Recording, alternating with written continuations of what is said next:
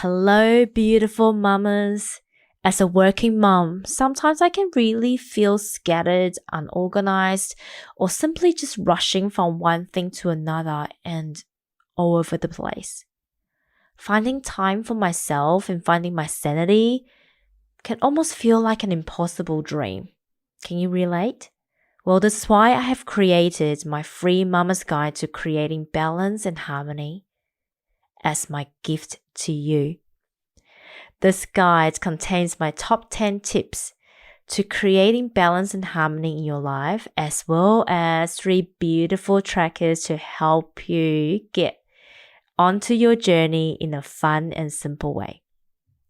I have found by incorporating daily self-care routines and practices in my life for as little as 5 minutes a day, I am feeling more grounded, centered, and calm.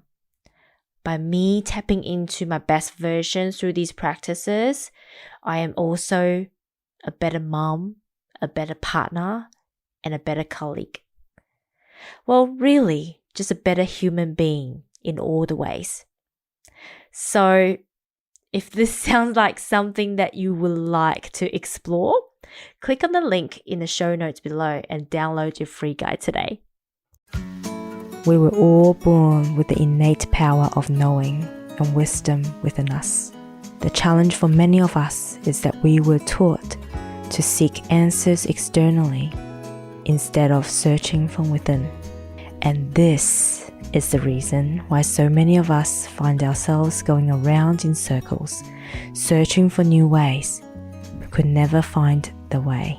The womanly way. It's not the way. It's not my way. But it is a pathway to support all of us returning back to self, reconnect with our inner wisdom through loving ourselves, knowing ourselves, and reconnecting with ourselves. Tell me and be honest. Tell me should I've known. So we can start to find our own way as modern day women. Are you interested? Well, sit back, relax, and welcome to this amazing journey.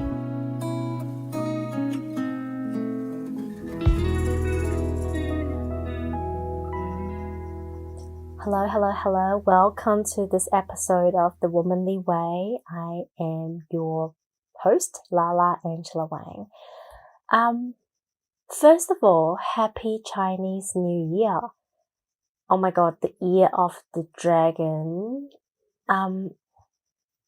I just have a feeling this is going to be an awesome year, but it's also going to be a very challenging year. There's a lot of fire in the air. Dragon obviously is fiery, but there's also a lot of Mars energy this year. So yeah, it's going to be an interesting, fiery, full of action type of year, I feel. But that's not what we're talking about today. I actually want to talk about relationship because we're also approaching Valentine's Day, and this I feel is really the theme for this month with all the podcast episodes. But I want to, I guess in a sense, bring a different spin to how we view relationships. And this week, a couple of days ago actually, I was watching a reel from a kid psychologist in China. And she was talking about how, as parents, our jobs are really to give our kids that sense of safety and security, and even go beyond that. Help them fill up their own tank, right? Give them all the love and all the support so they know that they're loved. They know that even when the rest of the world feels like it's against them, mom and dad are always there. They're always loved. And, you know, even if you're not there besides them, they have the ability to fill up their own love tank. And it's a fine balance, right? As a parent now, yes, we need to give them all the love, but also at the same time, we don't want to spoil our kids so they become brats. But I resonated so much with her message because this is what she said. She said, kids that does not feel supported and loved, that does not feel like their parents are on their side, vouching for them, does not feel like their parents has got their back. The moment that they have the ability to fall in love, to be in a relationship, sometimes even earlier than that, as soon as someone offers them a sense of love or some sort of love, they will do anything for this person. Because in their mind, in their psychology, they couldn't get it elsewhere. It's like when you're really, really thirsty, someone offers you a little bit of water. You're like, oh my God, this is exactly what I needed to quench my thirst. And then they'll be like, well, come with me. If you come with me, I give you some more. Even though they didn't give you a lot, right? It's not enough to get you out of dehydration. There's that hope that there's more and there's better coming. And I think this is the reason also why so many people fall into narcissistic relationships, because this is what narcissistic people do. They give you hope. They drip feed you a false sense of love. And in doing so, they have you hooked. It's like drugs, right? And when I saw this reel, I looked back in my own relationship. Starting from I was 15, I fell in love with this guy who was 7 years older than me. He was so cool. He's got his own job, he's got his own car, he knows what he's doing, he loves it. He's a stamp and coin collector and dealer. So that is so cool. The second guy I fell in love with, he's, oh my God, such a douchebag. And I remember he used to fall asleep and he'll be like, I'm coming to pick you up in 5 minutes. And then an hour later, he still hasn't showed up. I'm like, what's going on? He fell asleep. Right. Our relationship is around sleep, sex, and doing nothing. Oh, maybe playing some computer games. I can't even remember. And I just think back on all of my relationships, I'm like, oh my God. Oh my God, this is so true when I saw this reel. And I really have to say here, there's nothing wrong with the way that my mum and dad raised me. They did the best that they could. But this is the thing, you don't know what you don't know, right? I believe most parents on this planet try their best to be parents and give their kids the best that they could, that they know. And that's what my parents did. But growing up, it was always hard to get my dad to be on my side. It's like you go to school and, if you get into trouble at school, when you come home, not only you get questioned, I would get another beaten up, right? As if the embarrassment that I have from the teacher at school wasn't enough. I would get punished even harder by my dad. And this is a story that I tell often. When I graduated from my master's degree, my dad said to me, oh, I went to your undergraduate graduation, so I'm not going to come to your master's. I'm like, right, okay, sure, you obviously don't care.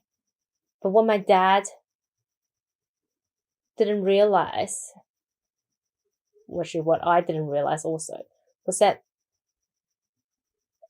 I only found out at my graduation that I graduated first in class, and that was Masters in Construction Project Management in the class that It's got more guys than girls, and traditionally it's a guy's subject or a guy's degree. Out of 40, 50 people in my class, I graduated first. Now that's a big deal to me. And I thought, okay, fine, my dad didn't come to my graduation, but at least when he found out what I got, at least he'll be proud of me. But he never said that.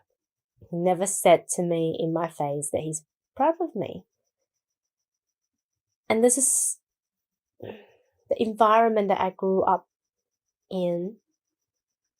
My dad taught us to be strong, to be confident, to, in a way, to work hard, right? And not ask for anything in return. Just work hard. Just work hard and you'll be fine. And this is exactly how my dad deals with his life. Just work hard. He is probably one of the most hard-working person that I know. And he never asked for anything in return.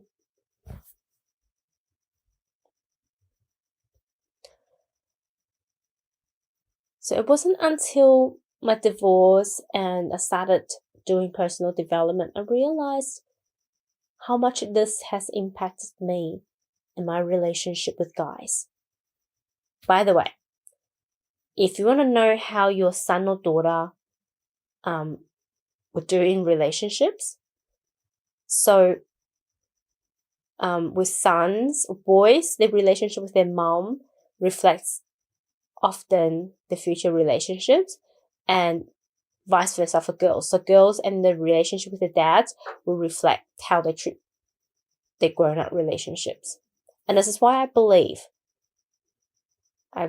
there should always be a mum and a dad in any family, because to have this traditional family unit, you are essentially teaching your child how to have relationship with both sex, right? So it wasn't until I started to studying personal development, but also relationships, I was like, oh my God, my entire life I've been looking for guys to give me the approval that I have not been able to get from my dad. So just like what this lady said in the reel, whenever somebody gives me a little bit of love, it's like a drowning person, right? I would grab onto it like that's what's going to save my life.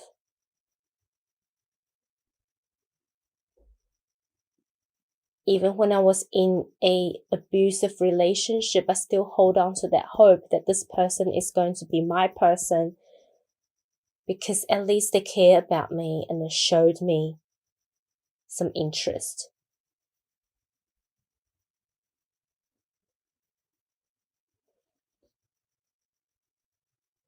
So I guess the reason I'm sharing this and the purpose of what I'm trying to get out of this episode of the podcast is to really two things.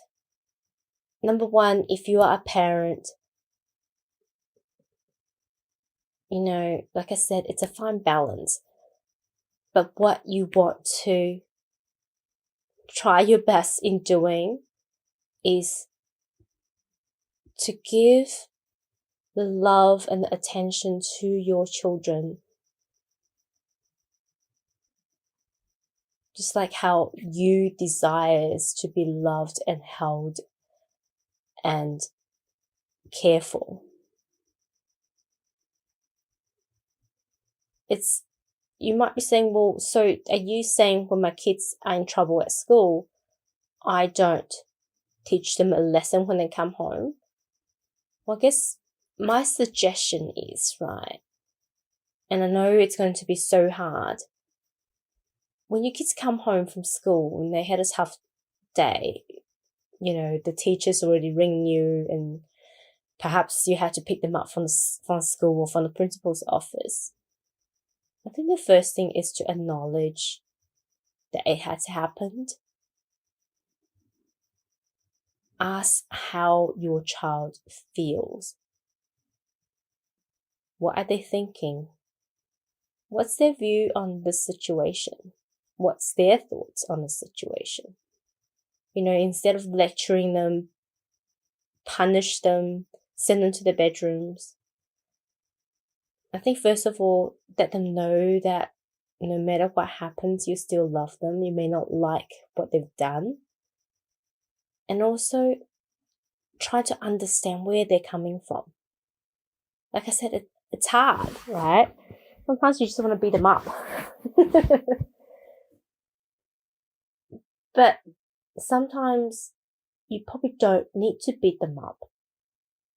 They're probably beating themselves up already. They're probably kicking their butt saying, why am I so stupid? Why did I get caught? And really ask yourself, would it matter in 5-10 years time, or when you're in your 90s sitting on a rocking chair watching your child with his or her family? Does this still matter? Or are you just going to talk about it and laugh about it?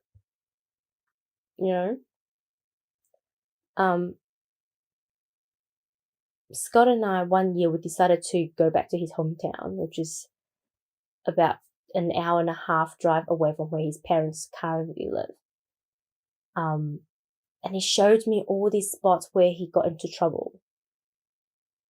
He even showed me once that he ran a car into someone's fence and into a brick apartment, like a block of apartment that's made out of brick,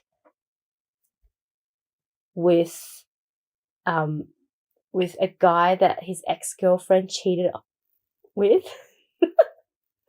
Why can you understand when you're 16, 17, all these hormones are running wild, you're bound to do stupid things. And I remember asking myself, if George is to do the same thing, how would I react to it?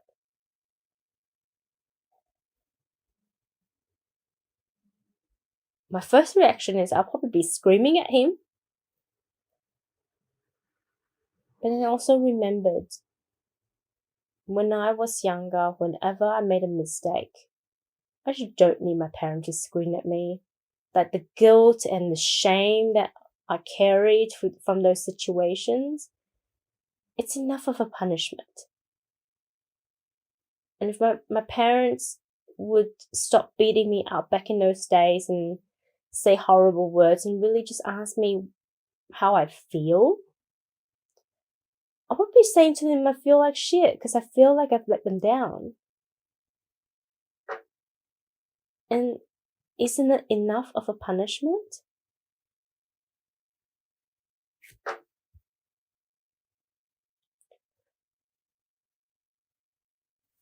So I think I'm not there yet, obviously, as a parent. And, some people might be thinking this is unsolicited advice. But I can speak from experience from a person who has gone through all these relationship traumas and come out the other side. And, I think if I have the ability to go back to my teenage years and look at the things that I've done, and if you ask me what I wish my parents would do differently that would help me with my relationship with men growing up, that's what I would wish that my parents would do. To say that they're proud of me when I have achieved something, and to make me feel that it doesn't matter what happens, that I know I can come home, feel safe, even though I've done the most horrible things. and still feel the love and support that my parents have for me. I feel like that they've got my back. And you might be asking, okay, fine, I'm not a parent yet. I'm hoping to find my soulmate this year. And it sounded like I have been in some horrible relationships. So what do I do now? I can't ask my parents to fix themselves, and it's too late. I've already got this programming in me. What do I do? I think, speaking from experience, we can't fix the past. We can't fix our parent. So there's really only one thing that you could do. I think first of all, forgive your parent and really know that they did the best that they could. And even though they didn't say it, I bet most of the parents are proud of their kids, right? So just know that they love you and they're proud of you. But now you're an adult, so if you needed to fill up your tank, if you needed to be confident about you as a person, if you needed to be proud of yourself, you owe yourself to give that to yourself. And this has been a challenge for me at the beginning of my journey, to give myself the love that I crave. And even whenever I have to up level, I feel like the universe has always challenged me in this front. The challenge has always been, how much more love can you give to yourself? Because the more love I can give to myself, the more love I can give to the people around me. And the less I need to look for external love, the more powerful I become.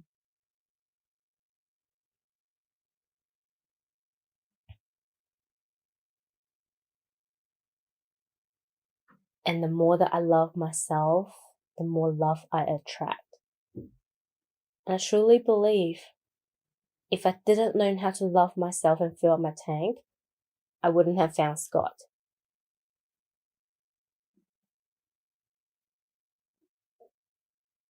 Because I wouldn't be in a completely different vibration to where he was. Scott is... When I met him, the only way that I could describe him was, he's this person that just, his tank is full. And I remember saying this to him, and I said, you have no problem. You have no problem about being selfish and putting yourself first. And you have no problem accepting and receiving things from people. And these are the two most crucial things to fill up your own tank. So can you imagine if my tank is not full when I met him? We would just be in complete different frequencies. In fact, we often joke about how there's a reason why we met when we met. Because if we met each other a year or two earlier, it just wouldn't work. We would hate each other's gut. We would be like, probably cannot stand each other at all. Scott would probably look at me as the most arrogant person ever, or the biggest bitch. And I would just think that he's just a douchebag, probably. And really, we both had to do our own work, fill up our own tank, so we no longer needed external validations. when we shared notes around when we were younger, we were both so uncomfortable in our own skins, and neither of us had much confidence about ourselves when we were younger. And we were both similar but not so similar in a sense that we were looking for different kind of external validation. So to summarize, my advice for parents is to love and support your child like how you wish your parents would love and support you. My advice for anyone who's looking for their soulmate this year, perhaps looking at dedicating this year, even if it's just the first quarter of this year, around filling up your own tank. Look at what you think is missing from your life. Look at what are some of the common, challenges in your past relationships. And ask yourself, what can you do? What can you give yourself? What can you fill up it within you that would meant that you no longer need to get validation, support, and love elsewhere? And look at how you can actually fill out your own tank in terms of love, in terms of support, in terms of confidence, in terms of being proud of yourself, in terms of validating yourself. And just look at all the ways that you can fill out your own love tank, your confident tank, your validation tank. So then you can be as proud of yourself as you ever wanted to be proud. You can love yourself as you ever want to be loved. So then when your dream relationship comes along, you're no longer looking for this other person to make you whole, because you're already whole. Which means you are more likely to meet another whole person. And together you can just create some pretty amazing fireworks. One last thing, I never believed that, not never, but I don't believe these days that a divine union relationship is about, a half plus a half and make each other full. It really is about 1 + 1 = 2, 3, 4, 5, 6, 7, 8. I believe when you have two whole people that has got greater visions for themselves and for humanity, their energy multiplies. Right? It creates explosion when the two meet. And that's why I call it a divine union. When two people come together and you decided to create a family unit, you're creating a family unit that's changing the world. If you think about, my family unit, I really truly believe I'm going to have another child. So our family unit of 4, we each have our own purpose. But when we do come together, there's also a united purpose of this family. The reason that we come together as a family is no longer because we needed each other. It's because with the power of 4, we are able to do so much more. It's like when you put like-minded people together, it's like fireworks, right? You're able to propel each other forward so much more with the momentum compared to you working as an individual person. So I think if everybody can look at relationship like this, instead of thinking you're looking for someone else to complete you, or this could be another episode altogether, or some moms want kids because they feel like once they become a mom, they're complete. This is like using your child to complete you. It's no different than looking for another guy to complete you, right?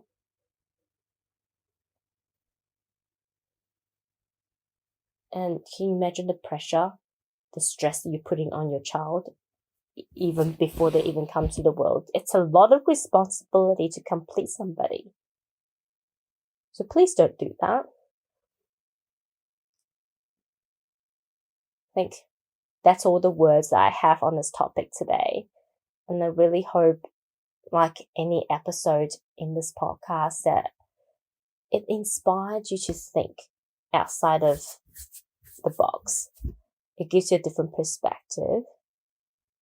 And if anything, if you're somebody who's looking for a relationship this year, hopefully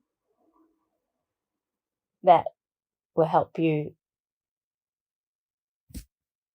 go onto the path of finding your soulmate relationship. Of course, I'm not saying this is the only way, just like all the things that we talk about on this podcast.